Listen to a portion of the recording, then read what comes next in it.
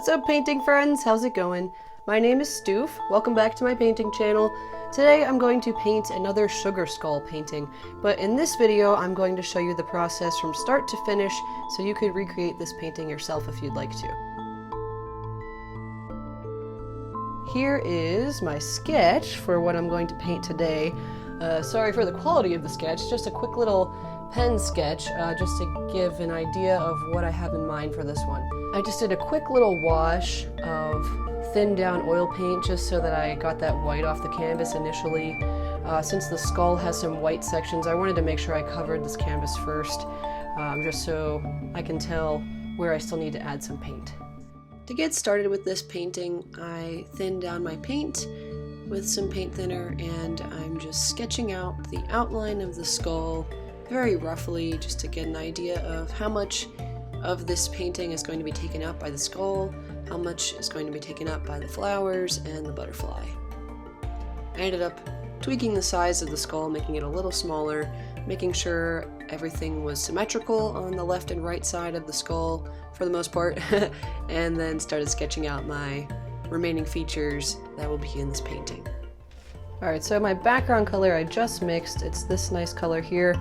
I mixed my permanent green light with phthalo green and Prussian blue and a hint of white. And we got this nice color here that I'm going to use as my base background color. To start painting the background, I used a flat tipped medium-sized brush, and I'm just working that brush and applying the paint onto the background here. I'm just overlapping my sketch a little bit so we don't have to go back and paint any of this background in later. And once I get this teal color all filled in at the top, I then mixed some Prussian blue and black, and I mixed that for the table that is at the bottom of this canvas here.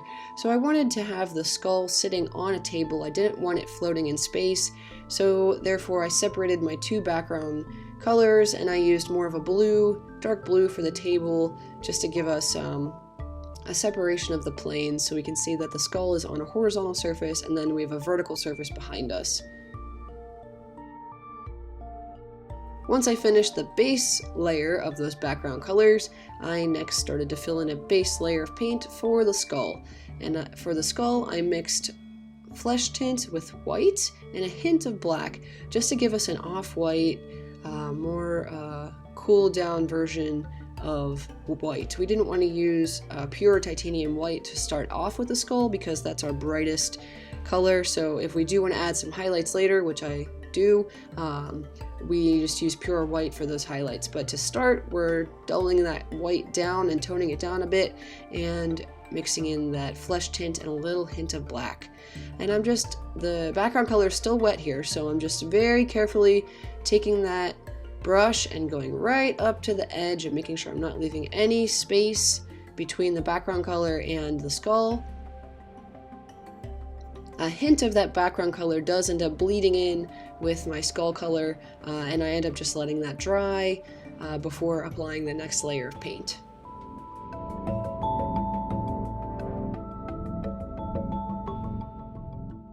Next, I'm blending burnt sienna with cadmium red and a little bit of burnt umber, and that's just giving me a nice brownish base color for my marigold flowers. Just filling in that whole shape, just kind of like a circle right now with that base color, just filling it all in with the same color.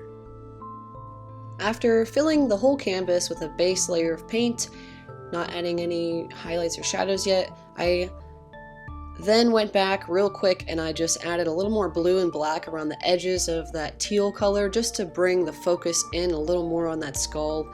So I did a little more touching up to the background. But once that was done, I let this paint dry for a full 2 days, and then so this is oil paint. It needs a couple days to dry. If you're using acrylic paint, you don't need to wait that long, maybe an hour or two before you can pick back up. But now my paint is dry and I'm starting to add a highlight onto the skull, and I'm using that pure white that I mentioned earlier on the sections of the skull where the light coming from above would just be bouncing right off and reflecting into our vision.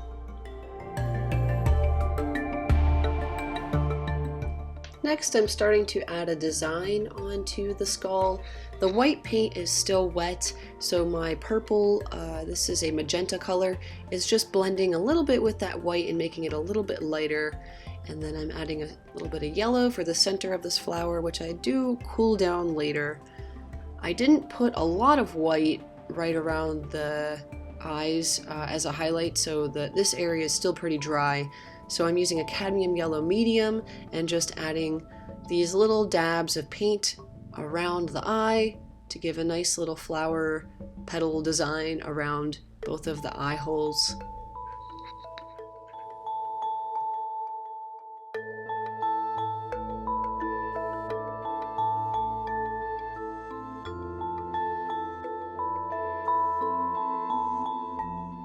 After adding that yellow, I started to add a black outline around these tiny little petals that I painted. And that's just giving me a little more of a border. I like to have a lot of contrast on my designs on sugar skulls. Some sugar skull art has just the bright, vibrant colors and not a lot of contrast or outlining around them.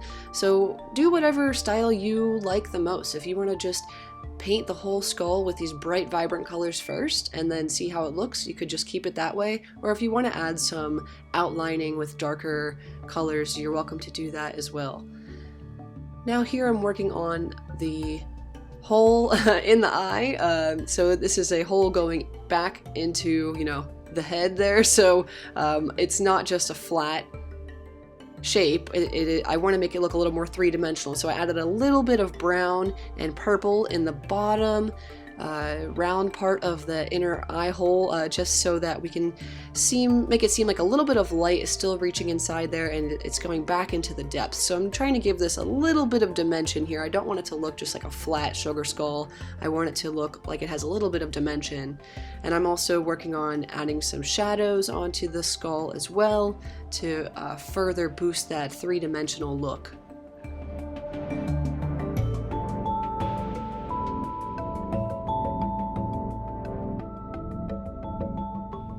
And this is the fun part of making a sugar skull. You can design the sugar skull to look however you'd like. You can add dots or swirls or stars or shapes wherever you feel you'd like to add them on the sugar skull. The most important thing is to keep everything symmetrical. So whatever you do on the left side of the skull, you should do in reverse on the right side of the skull.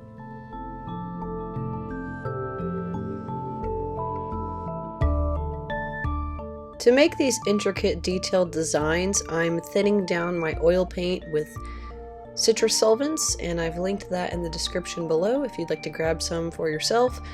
And I thin down that paint with the citrus solvents, and then I use my fine liner brush so the paint can just glide right on the canvas and it's not getting chunky or like clumpy anywhere. Clumpy was a better word. And it's just smoothly gliding across the canvas. So I really love using that citrus solvent just to get the nice fine line and details in my work. I'm also having a lot of fun with color in this piece. I'm using that vibrant ultramarine blue on the side borders of the top of the skull. Also working on building that magenta purple in the flower at the top of the skull. Using some greens for vine-like swirls on the forehead. Using that bright cadmium yellow medium right around the eyes. And then I'm also starting to use some warmer and cooler contrasting colors on the bottom part of the skull as well. So I have all these colors in the skull, and then I also am going to brighten up those flowers too. So we have a lot going on in this painting. For painting the teeth, I'd say I take a semi-realistic route. Meaning I make the two front teeth larger than the rest of them, and I make sure they all basically match up, but I don't go so crazy with making the teeth look perfectly accurate to, human teeth. So I mostly just outline those shapes and make sure I'm repeating on the left and the right side. Once I do those two front teeth, I start to work on the left and right side, adding a tooth, until I make it to, the left side of the mouth and the right side of the mouth and have them all matching up. Next, I started working on that monarch butterfly and adding some details. We really only need 4 colors for this monarch butterfly. We need cadmium yellow medium, orange, cadmium red medium, and black. I'm using the cadmium yellow mixed with orange on the top portions of the wing and just straight orange at the bottom portion of the wing, and then mixing orange with cadmium red in the middle portion on the upper half of the wing. And once I just filled in that base little bright color, I started to take my thinned down black paint and just make some lines for the nice design in the wings. And I finished getting that black design. Then I started to add the white dots that we always see on monarch butterflies, and thin down the paint a little bit for that, just to get a nice precise circle for each of those spots.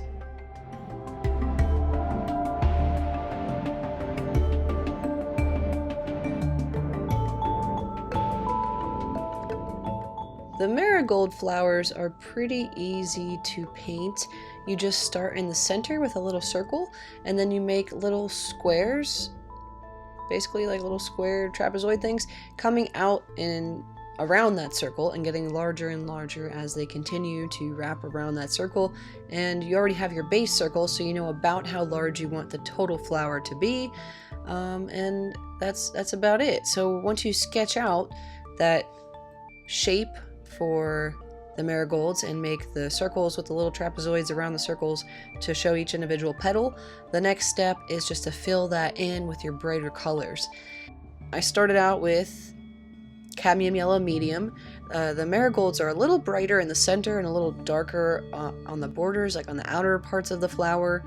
So I started out with that cadmium yellow medium in the center part of the flower, keeping the brightest color closest to the tip or the outer edge of the petal, and leaving that outline or that background color in place closest to the inside of the petal. So where that petal would be going down into the shadows is where I just left the base color.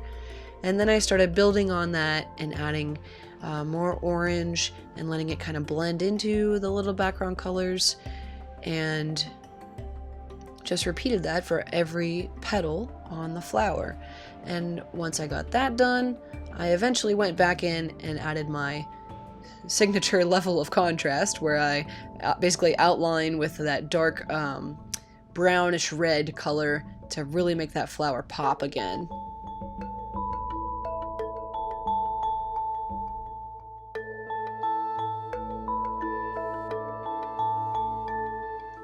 And for the little daisies, I just took some white paint and I made some little petals there. Made the petals a little shorter on the bottom part of the flower, a little taller at the top part of the flower. And then I moved on to the other marigold on the other side of the painting and repeated the same process that I used for painting the marigold on the left side of the painting.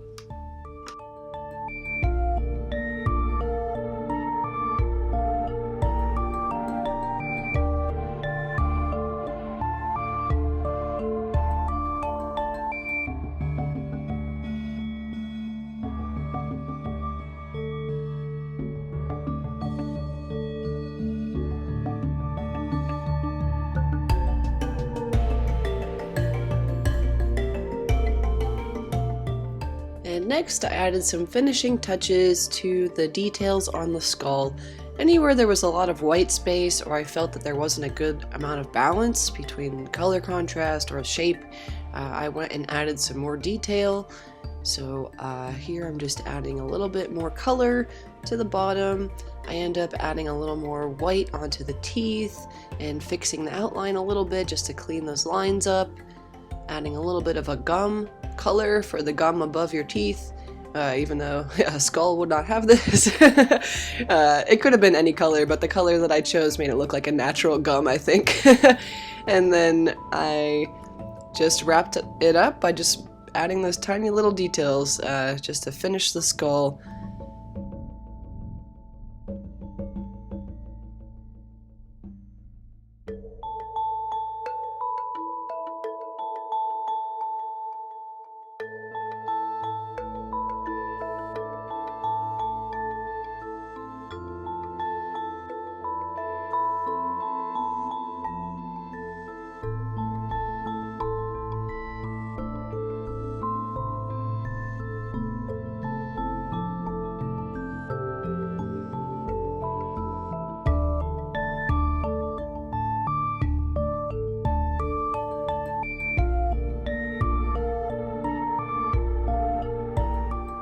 Once the skull was complete, the last step was just to finish touching up the flowers a little bit.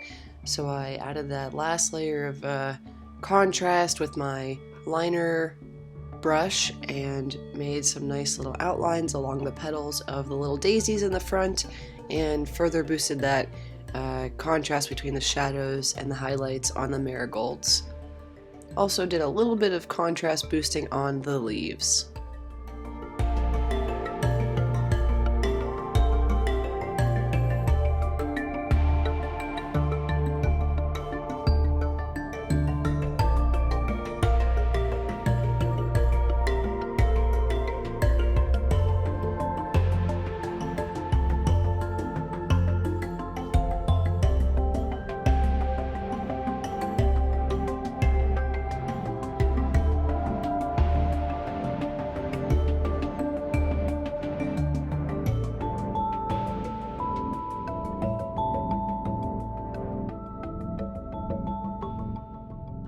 And that does it for this painting.